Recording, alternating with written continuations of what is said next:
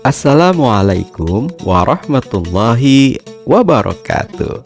Semangat pagi, sehat walafiat, alhamdulillah. Bagaimana anak-anakku kabar kalian pada pagi hari ini? Semoga kita semua senantiasa dalam keadaan sehat walafiat, senantiasa dalam lindungan Allah Subhanahu wa taala, dan juga senantiasa dalam curahan kasih sayangnya.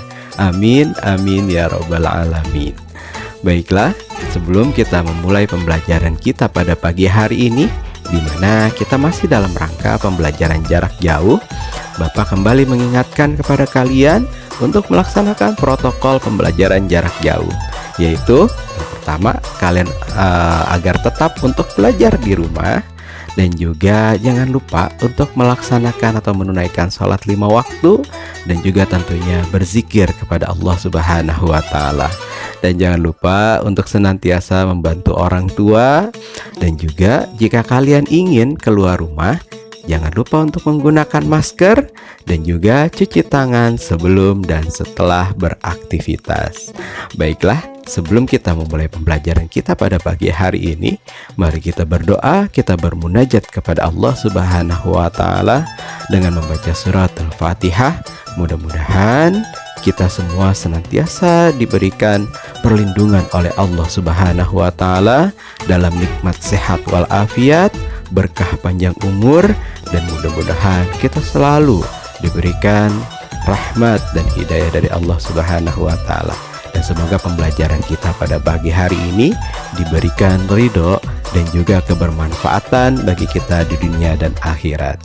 Ala hadhihi niyah wa ala kulli niyatin shalihah wa li anfusina wa li hazatina wa li ridai ta'ala fid dunya wal akhirah.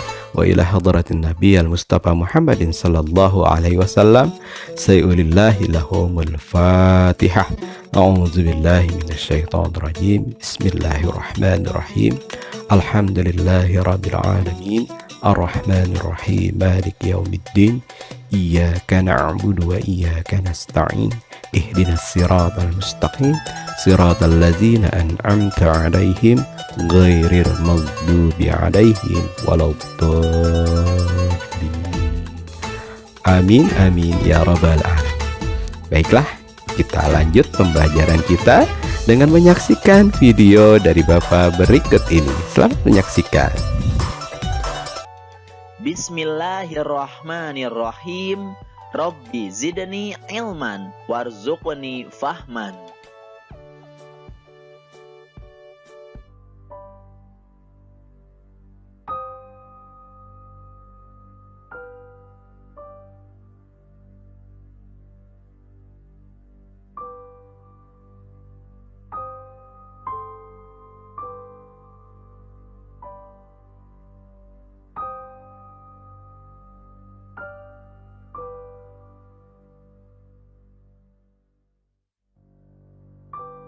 Kita tadi sudah menyaksikan gambaran planet dan tata surya. Semua teratur dan berputar pada porosnya, bukan? Bagaimana jika planet-planet tersebut termasuk bumi berhenti berputar? Nah, judul video kali ini merupakan pembahasan tentang beriman kepada hari akhir. Semoga kalian bisa mengambil hikmah dari pembelajaran ini ya. Selanjutnya, mari kita simak video berikut ini.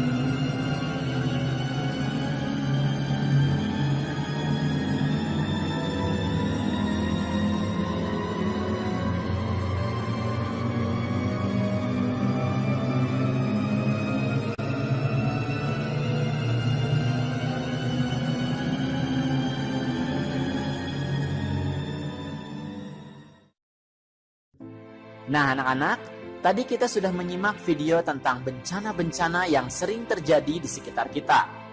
Tidak sedikit nyawa yang menjadi korban dari bencana-bencana tersebut. Bukan hanya nyawa, rumah, gedung, dan lingkungan sekitar pun menjadi hancur. Bencana-bencana tersebut merupakan kiamat kecil bagi manusia.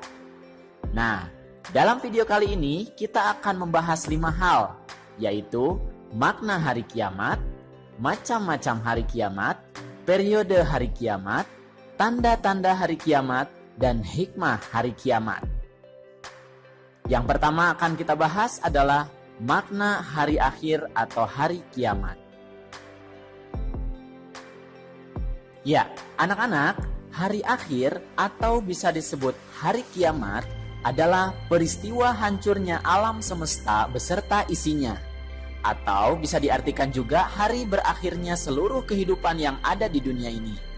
Alam semesta hancur luluh dan semua makhluk di dalamnya mati termasuk manusia.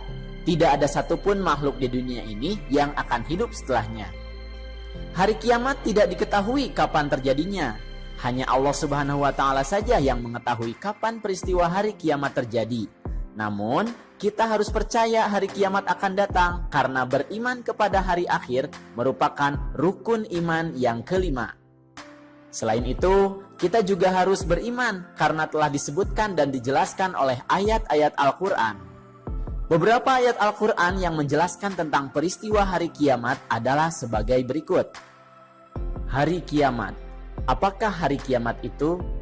Tahukah kamu apakah hari kiamat itu?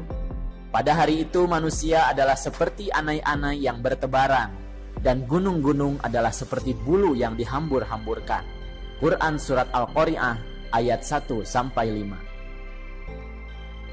Apabila bumi digoncangkan dengan goncangan yang dahsyat, dan bumi telah mengeluarkan beban-beban berat yang dikandungnya.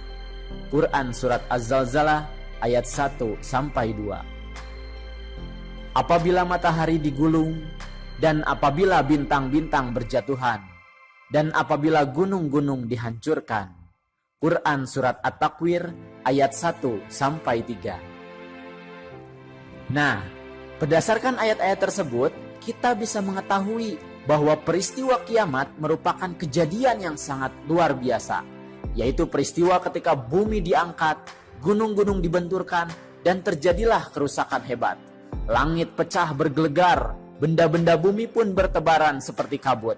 Sementara manusia akan kacau balau kebingungan. Nah, itulah anak-anak makna atau pengertian dari hari akhir. Sekarang kita akan membahas macam-macam hari akhir. Macam-macam hari akhir atau hari kiamat itu ada 2, yaitu kiamat sugro dan kiamat kubro. Kiamat sugro artinya adalah kiamat kecil, yaitu peristiwa hancurnya alam atau makhluk di lingkungan sekitar kita. Contohnya adalah kematian manusia dan bencana alam, baik terjadi secara alami seperti gempa bumi, maupun karena ulah manusia seperti kebakaran. Nah, sedangkan kiamat kubro artinya adalah kiamat besar, yaitu peristiwa hancurnya alam semesta beserta isinya. Contohnya adalah bumi dan planet yang saling bertabrakan, berguncang dahsyat, dan seluruh makhluk di muka bumi mati. Nah, setelah membahas macam-macam hari kiamat, kita akan masuk ke periode yang terjadi setelah hari kiamat.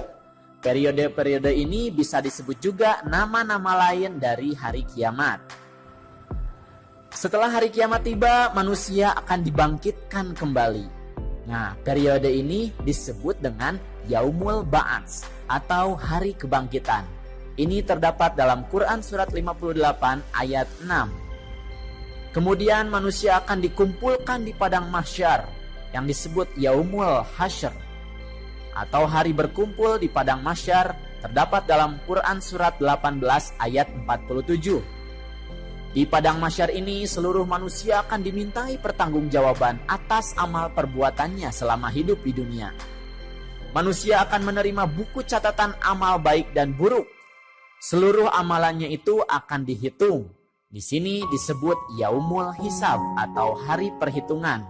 terdapat dalam Quran surat 84 ayat 8. Nah, setelah dihitung dan disaksikan oleh seluruh anggota tubuhnya, amalan itu akan ditimbang. Mana yang lebih berat, amalan kebaikan atau keburukan?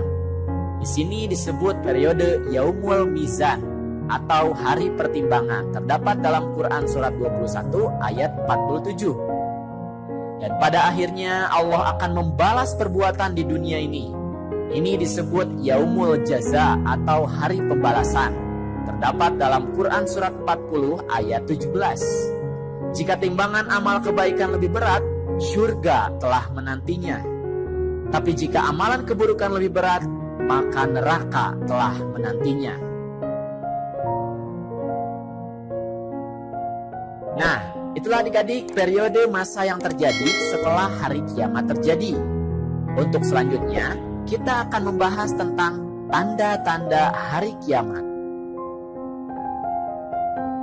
Sebagaimana gunung yang akan meletus, sebelum terjadinya peristiwa itu akan terlihat tanda-tandanya, seperti terjadi gemuruh, binatang-binatang liar turun, dan lain sebagainya. Begitu juga hari kiamat. Tanda-tanda kiamat ini ada dua, yaitu tanda yang kecil dan tanda yang besar. Yang pertama, kita akan bahas dulu tanda-tanda kecil hari kiamat. Apa saja tanda-tandanya? Yang pertama, banyak ulama muslim yang wafat. Kemudian yang kedua, ilmu agama dianggap tidak penting. Kemudian yang selanjutnya, maksiat makin terang-terangan dan kejahatan di muka bumi makin merajalela. Selanjutnya, banyak laki-laki yang perilakunya menyerupai perempuan atau sebaliknya, perempuan berperilaku seperti laki-laki. Kemudian banyak peperangan dan kerusuhan di muka bumi ini. Selanjutnya, minuman keras dan barang terlarang seperti narkoba bebas beredar sehingga menimbulkan tindakan kriminalitas yang merajalela. Kemudian selanjutnya, munculnya orang-orang yang mengaku sebagai nabi atau rasul. Nah, itu adalah tanda-tanda kecil hari kiamat. Selanjutnya kita akan bahas tentang tanda kiamat besar. Ini terdapat dalam sebuah hadis yang cukup banyak tanda-tandanya. Kita akan simak hadisnya adalah sebagai berikut. Dari Huzaifah bin Asid Al-Ghifari berkata, Rasulullah Shallallahu Alaihi Wasallam menghampiri kami saat kami tengah membicarakan sesuatu. Ia bertanya, apa yang kalian bicarakan? Kami menjawab, kami membicarakan kiamat. Ia bersabda, kiamat tidaklah terjadi sehingga kalian melihat 10 tanda-tanda sebelumnya.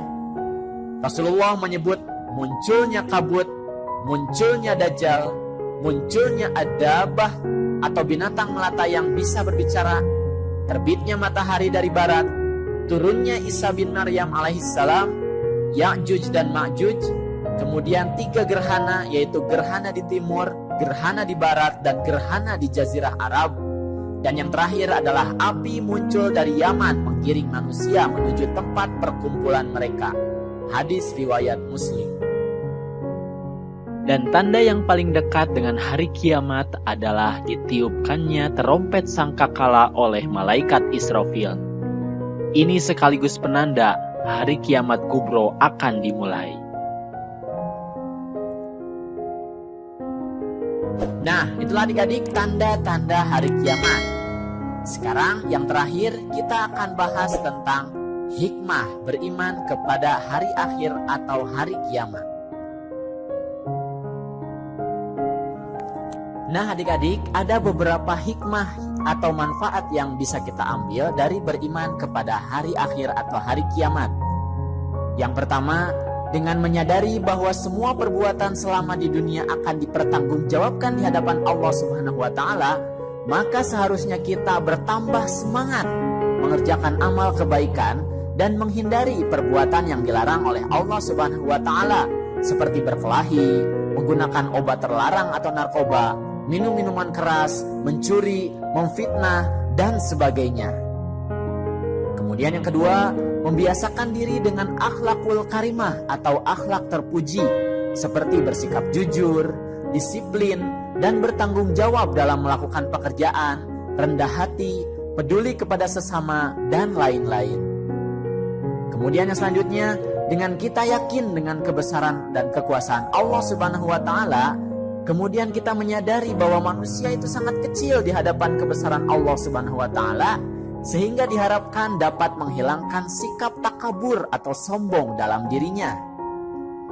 Kemudian yang keempat, dengan menyadari bahwa hanya keridhaan Allah yang bisa menyelamatkan kita di akhirat nanti, maka kita akan selalu berusaha mendekatkan diri kepada Allah Subhanahu wa Ta'ala, baik dengan melakukan ibadah ritual seperti sholat maupun dengan ibadah sosial, yaitu semua kegiatan yang bermanfaat bagi sesama. Kemudian yang selanjutnya, kita akan selalu waspada dan menjaga lingkungan sekitar rumah atau sekolah. Agar apa? Agar tidak terjadi kiamat sugro atau hancurnya alam lingkungan sekitar kita. Kemudian yang terakhir, kita tidak akan menunda-nunda melakukan amal kebaikan seperti melakukan sholat 5 waktu, mengerjakan PR, dan sebagainya. Kenapa? Karena kita tidak tahu kapan kita akan meninggal. Nah, itulah adik-adik video tentang beriman kepada hari akhir atau hari kiamat. Semoga kita bisa mengambil hikmah dari beriman kepada hari akhir ini.